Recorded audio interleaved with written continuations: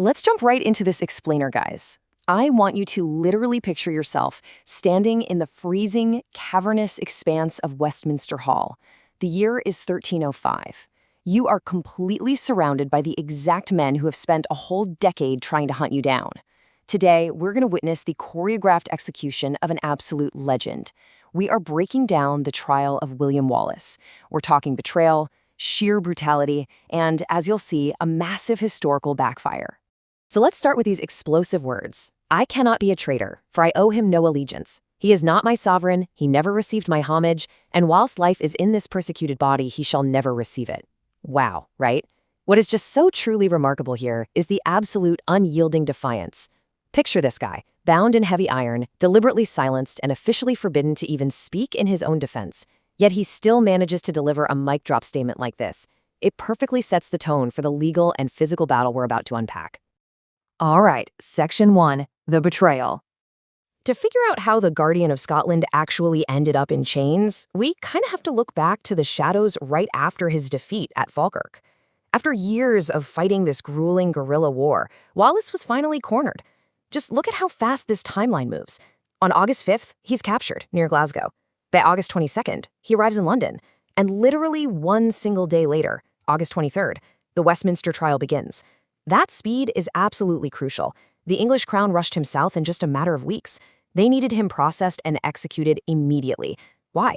Simply because they wanted to completely demoralize any remaining Scottish resistance before word even fully spread that he'd been taken.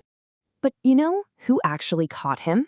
Well, he was captured by John de Menteith, a Scottish noble loyal to King Edward I, commonly known as Longshanks. The tragic irony here, Wallace wasn't actually taken down by some brilliant English military maneuver. No, he was handed over to the English authorities by a fellow Scot. It was totally an inside job, a betrayal from within his own nation's nobility. Moving on to Section 2, the Westminster Trial. So when we look at the actual events of August 23rd, 1305, it's really vital to understand that this was never, ever meant to be a fair hearing by a jury of his peers. The outcome was a total foregone conclusion. It was pure political theater. And this brilliantly illustrates the psychological warfare used by the English. Wallace was bound in iron, right? But they actually forced a crown made of laurel leaves onto his head. They did this specifically to mock his so-called royal ambitions, officially branding him the king of outlaws. They just wanted to strip away his dignity and publicly humiliate him.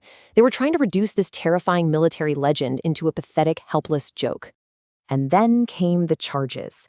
Just look at this overwhelming wall of accusations brought against him. High treason against King Edward I, murder, arson, and sacrilege, specifically for destroying churches during his really brutal raids in northern England. These charges didn't just happen by accident. They were meticulously designed to paint him as an absolute monster, an unholy terror who violated both the laws of man and the laws of God. But hey, remember that fierce quote from earlier? This perfectly captures the core legal dispute of the whole trial. The Crown's charge was treason against a rightful lord.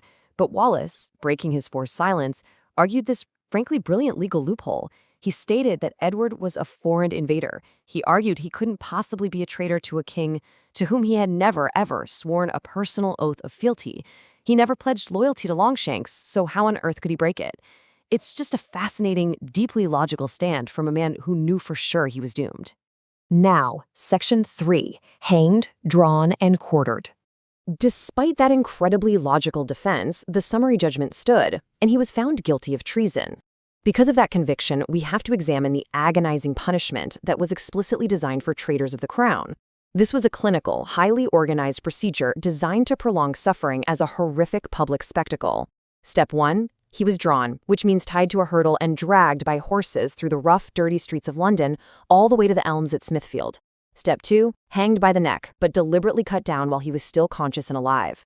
Step 3, he was emasculated and disemboweled, with his entrails literally burned right before his eyes. And finally, Step 4, he was beheaded and quartered, his body literally hacked into 4 pieces. I know, it is incredibly brutal to even talk about, but understanding this extreme violence is absolutely key to understanding King Edward's ultimate strategy of terror. You see, Edward wanted a permanent, grisly warning. Wallace's preserved head was placed right on a spike on London Bridge. The message was unmistakable to anyone entering the city who might harbor even a shred of rebellious thoughts. This is exactly what happens when you challenge the authority of the English crown. And the horrifying display didn't just stop in London. The 4/4 of his body were systematically sent to 4 very distinct locations: Newcastle, Berwick, Stirling, and Perth. By hacking his body apart and scattering it across these specific northern strongholds, the Crown intended to literally and symbolically dismantle the entire Scottish cause. They wanted to display his ruins to the very people who once followed him, aiming to crush their hope forever. Which brings us to Section 4, the unintended legacy. Because here is where the story shifts so dramatically. King Edward's brutal master plan completely and utterly failed. Edward's goal was super simple, right? End the Scottish cause and totally demoralize the resistance. But the actual result? Instead of cowering, the Scots were galvanized.